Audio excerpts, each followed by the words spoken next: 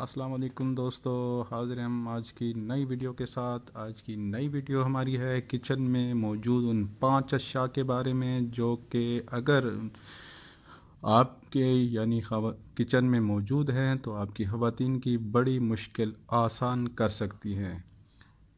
تو آئیے دیکھتے ہیں وہ کون سی 5 اشیاء ہے۔ کچن میں روزمرہ استعمال ہونے والی گرم مسالے، پھل اور دیگر سبزیاں صرف کھانوں کا ذائقہ بڑھانے کے لیے نہیں بلکہ ہماری صحت کے مسائل کو حل کرنے کے لیے بھی بہت مفید ہوتی ہیں۔ اب تعلق کچن سے ہو اور خواتین کی بات نہ ہو، یہ کیسے ممکن ہے؟ کیونکہ گھر میں خواتین ہی کھانا بنانے کا کام کرتی ہیں، اور خواتین کی صحت اگر اچھی نہ رہے تو گھر کا نظام درہم برہم ہو جاتا ہے۔ کچن میں موجود 5 چیزوں سے خواتین کے مسائل کا حل تو آپ بھی جانیے اور آزما کر فائدہ اٹھائیے۔ سب سے پہلے لونگ اینٹی آکسیڈنٹ ہے اور ہر کھانے میں ذائقے کے لیے استعمال بھی کی جاتی ہے۔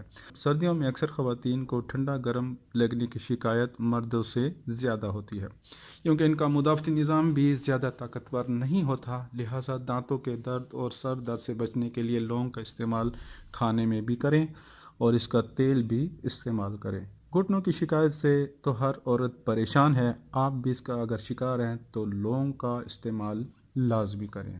نمبر 2، لہسن۔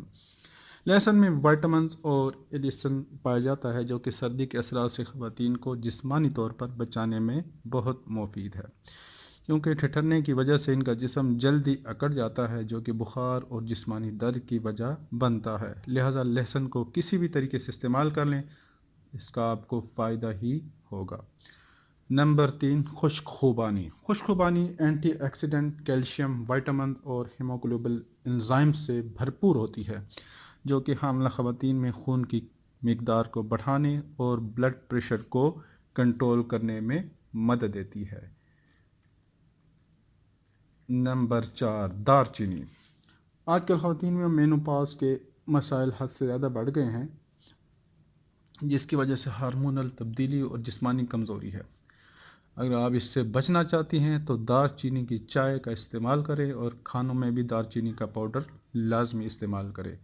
نمبر 5، دہی۔ دہی میں vitamin, protein, calcium, potassium, phosphorus اور زنک پایا جاتا ہے جو کہ سردی سے پھٹی ہوئی جلد کو نرم ملائم کرنے میں مدد دیتی ہے اور خشکی کی وجہ سے بے جان بالوں میں جان ڈال دیتی ہے، اس لیے دہی کو کھانوں یا جلد اور بالوں پر لازمی استعمال کریں، آپ کو دونوں طرح فائدہ ہوگا۔ تو ناظرین، یہ تھی ہماری آج کی ویڈیو۔ ہمارے چینل کو لازمی سبسکرائب کریں تاکہ ہر نئی آنے والی ویڈیو سے آپ مستفید ہو سکیں۔